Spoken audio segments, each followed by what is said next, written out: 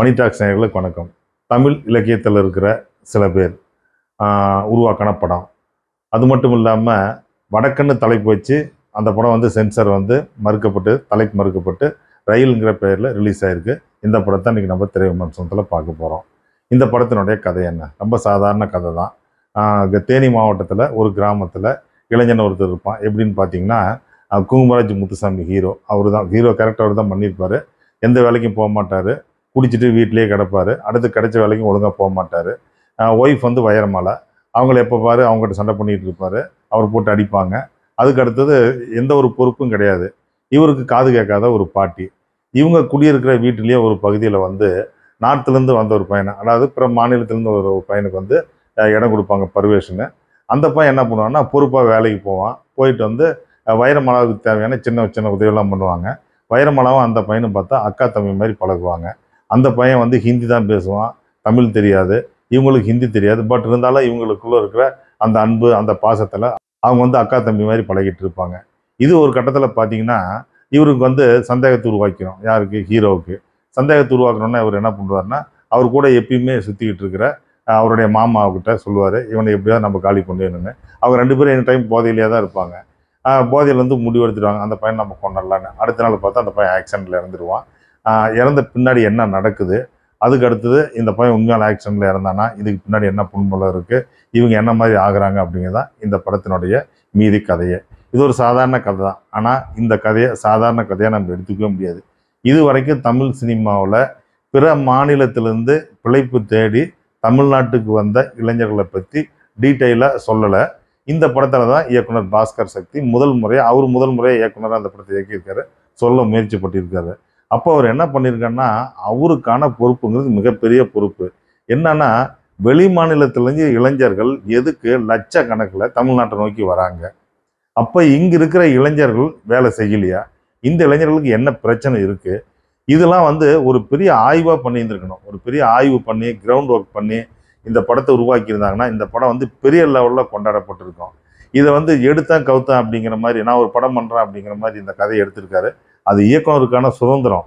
அவர் எந்த கதையை எடுத்துக்கிறாரு, அவர் எப்படி அந்த கதையை ப்ரெசென்ட் பண்ணுறாரு அப்படிங்கிறதுலாம் அது இயக்குனருக்கான சுதந்திரம்.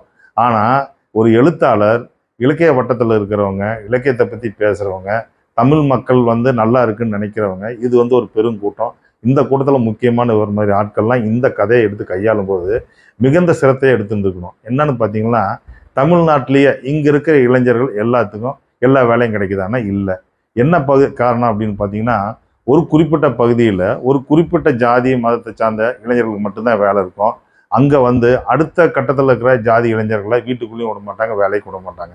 அப்போ இந்த இளைஞர்கள் வந்து அங்கே வேலைக்கு போக முடியாது. ஆனால் இந்த பிரச்சனை வெளி மாநிலத்திலேருந்து வராங்க இல்லையா, அந்த இளைஞர்களுக்கு கிடையாது. வெளி மாநிலத்திலேருந்து வர இளைஞர்களை இங்கே இருக்கிற ஒரு குழு வந்து வீட்டுக்குள்ளே அனுப்புவாங்க, எல்லா வேலையும் செய்ய சொல்லுவாங்க. அந்த இளைஞர்கிட்ட ஜாதியோ மதமோ பார்க்க மாட்டாங்க.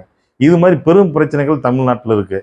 இதனால தான் வந்து வெளி மாநில இளைஞர்கள் வராங்க. அது மட்டும் இல்லாமல் நம்ம மாநிலத்தில் இருக்கிற இளைஞர்கள் என்னன்னு பார்த்தீங்கன்னா, தெரிஞ்ச வேலையை மட்டும்தான் செய்வாங்க, தெரியாத வேலைக்கு போய் மாட்டிக்க மாட்டாங்க. தெரியலனா அந்த வேலை தெரியலன்னு சொல்லிடுவாங்க. ஆனால் வெளி மாநில இளைஞர்கள் அப்படிங்க வந்தால் கிடையாது. அவங்களுக்கு தெரியலனா கூட அந்த வேலையை அறக்குறையாக செஞ்சுட்டு அதுக்கு அடுத்தது வந்து அதை கரெக்ஷன் பண்ணுவாங்க, அல்லது திட்டுவாங்க, இங்கே ஏதோ ஒன்று பண்ணுவாங்க.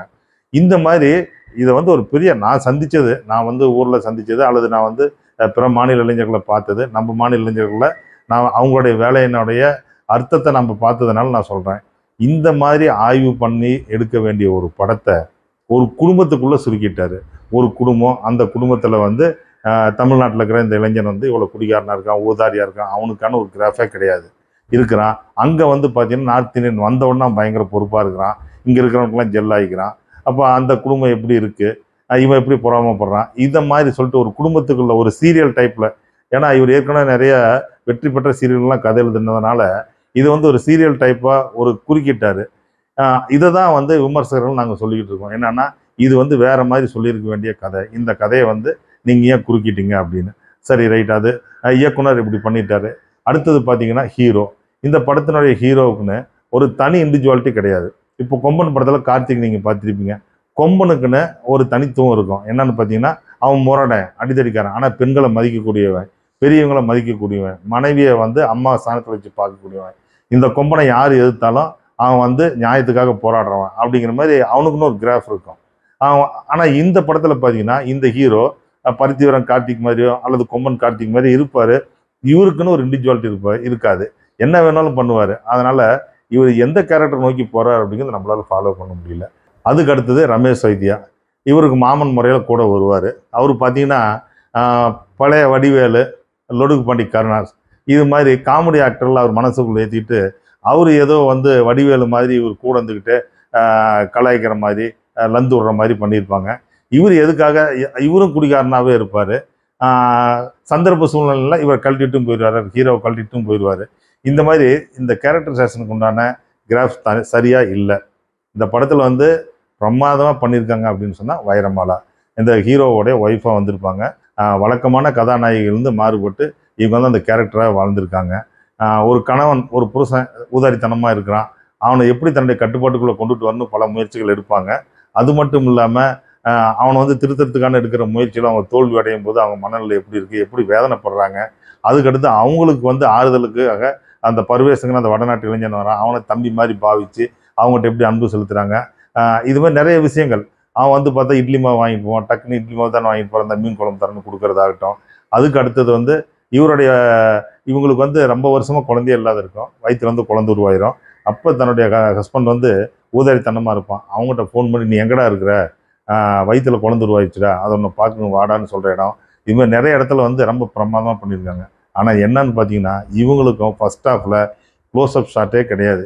நான் படம் பார்க்கும்போது நினச்சிட்டு இருந்தேன், இவ்வளோ நல்லா நடிச்சிட்டு இருக்காங்களா, மூஞ்சி எப்படி இருக்குது, இவங்க ரியாக்ஷன்ஸ் எப்படி இருக்குன்னு பார்த்தீங்கன்னா ஃபர்ஸ்ட் ஹாஃபில் நிறைய இடங்களில் அவங்களுக்கு க்ளோஸ்அப் ஷாட்ஸே கிடையாது. அவங்களுடைய ஃபீலிங்ஸ் நமக்கு சரியாக டெலிவரி ஆகலை. மற்றபடி பார்த்தீங்கன்னா பருவேஷாக நடிச்சிருக்க வடநாட்டு இளைஞன், அவனை சார்ந்த குடும்பம், அவனுடைய ஒய்ஃப், இவங்க எல்லாமே நல்லா நடிச்சிருக்காங்க. இங்கே வந்து பார்த்தீங்கன்னா நம்ம பெருசாக வந்து இன்னும் ஆதங்கப்படுறது, இன்னும் நல்லா பண்ணியிருக்குன்னு சொல்கிறது இயக்குனர் தான். இப்போ வந்து பார்த்தீங்கன்னா ஒளிப்பதிவாளர் தேனி ஈஸ்வர். தேனி ஈஸ்வர் ஒரு ஷாட்டை வச்சுட்டு அந்த ஷாட்டில் நடிகர்களே இல்லைன்னா கூட அந்த ஷாட்டில் இருக்கிற மற்ற ஆப்ஜெக்ட்ஸ் அது கதை சொல்லும். அந்த மாதிரியான ஒரு ஒளிப்பதிவாளர். இந்த மாதிரி நேட்டிவிட்டியான சப்ஜெக்ட்டுக்கு பொருத்தமான ஒரு ஒளிப்பதிவாளர். அவர் வந்து இந்த படத்தில் வந்து எந்த அளவுக்கு முயற்சி பண்ணி எடுக்க முடியுமோ எடுத்திருக்காரு. பட் ஆனால் அவருடைய ஒர்க் வந்து பெருசாக பேசப்படுற மாதிரி இல்லை. ஒரே ஒரு சீனு, அந்த வடநாட்டு இளைஞன் இறந்தோன்னா அவனை வந்து உள்ளே கொண்டுட்டு வருவாங்க. அப்போ ஃபோர் கிரவுண்டில் பார்த்தீங்கன்னா ஒரு ரோஜா பூச்செடி மாதிரி ஒன்று இருக்கும். அந்த பூச்செடியில் வந்து ஃபோர் கிரவுண்டை வச்சுக்கிட்டு அதை வந்து ஃபோக்கஸ் வச்சு பேக்ரவுண்டில் அவுட் ஆஃப் ஃபோக்கஸில் அந்த பாடி எடுத்துகிட்டு வர மாதிரி காட்டுவாங்க. இந்த இடத்துக்கு என்ன மீனிங் சொல்கிறாரு அப்படிங்கிறது வந்து இன்றைக்கு வரைக்கும் புரிஞ்சுக்க முடியல. ஆனால் ஏதோ ஒன்று சொல்ல வராரு. இந்த மாதிரி தேனி ஈஸ்வர் வந்து நிறைய விஷயங்களை லாஜிக்காக ஒரு சின்ன சப்ஜெக்டில் கூட சொல்லக்கூடியவர். அவருக்கு இந்த படத்தில் சரியான வாய்ப்பு அவருடைய ஃபோட்டோகிராஃபி கிடைக்கலன்னு தான் என்னுடைய ஃபீலிங்கு. அது மட்டும் இல்லாமல் ஜனனி இசையமைப்பாளர், பெண் இசையமைப்பாளர், பிரமாதமான பின்னணி இசை, இவங்களே பாடியிருக்காங்க. பவத்ராணியினுடைய குரலை அப்படியே வந்து இவங்க வந்து ஃபாலோ பண்ணி பாடின மாதிரி இருக்குது. நிறைய இடத்துல வந்து அந்த பாட்டு வந்து இந்த ஸ்கிரிப்டுக்கு வந்து ஆப்டாக இருக்குது. பல்கேரியாவுக்கு போய் இந்த படத்துல நிறைய இடத்துல பின்னணி இசை அமைச்சிருக்காங்க. இந்த பின்னணி இசையெல்லாம் வந்து மிக்சிங்கிற ஒரு இடத்துல வச்சு காலி பண்ணிட்டாங்க. அதை எப்படி அந்த சவுண்ட் இன்ஜினியர் எப்படி அந்த மிக்சிங்கில் வந்து கரெக்டாக பின்னணி இசை கொண்டு வராது விட்டான்னு தெரியல. நிறைய இடத்துல பின்னணி இசையே வரல. அது மட்டும் இல்லாமல் ஸ்பாட் ரெக்கார்டிங் பண்ணியிருக்காங்க. அந்த ஸ்பாட் ரெக்கார்டிங்கில் சரியான கிளாரிட்டி கிடையாது. இதெல்லாம் நாம் வந்து இதெல்லாம் எதுக்கு இந்த விமர்சனத்தில் சொல்கிறேன்னா, இனி அடுத்த வர படங்களில் வந்து இயக்குனர் வந்து இது எல்லாத்தையும் தவிர்த்துட்டு போனான்னா ஒரு நல்ல எழுத்தாளர், ஒரு நல்ல இயக்குனராக, ஒரு நல்ல திரைப்படமாக அடுத்தடுத்து அவங்களுக்கு படம் கொடுக்க முடியும். அதை வந்து மக்களும் பார்த்து நாம் வந்து என்ஜாய் பண்ண முடியும். ஒரு நல்ல இலக்கியவாதியினுடைய படம் நல்ல படமாக இருக்குங்கிற நம்பிக்கையில் இந்த படத்தை போய் பார்க்குறதுனா நீங்கள் ஒரு முறை பார்க்கலாம். மணி டாக்ஸ் நேயர்களே, நான் ஏற்கனவே சொன்ன மாதிரி தான் இந்த கதை வந்து ஆய்வுக்கு உட்படுத்த வேண்டியிருந்த கதை. அது மட்டும் இல்லாமல் ஒரு பெரிய கள ஆய்வே செஞ்சுருக்கணும். தீரன் அதிகாரம் ஒன்றில் எப்படி வந்து வடநாட்டு கொள்ளையர்கள் வந்து இங்கே தமிழ்நாட்டில் வந்து எந்த மாதிரியான அராஜகத்தை செயல்படுத்துகிறாங்க அப்படிங்கிற ஒரு ஆய்வு பண்ணி அந்த படம் எடுத்த மாதிரி இந்த படம் எடுத்திருந்தால் அதே அளவுக்கு வெற்றி அடைஞ்சிருக்கும். இந்த ரிவ்யூ உங்களுக்கு பிடிச்சிருக்கும். கண்டிப்பாக நீங்கள் லைக் பண்ணுங்கள், ஷேர் பண்ணுங்கள், கமெண்ட் பண்ணுங்கள், சப்ஸ்கிரைப் பண்ணுங்கள்.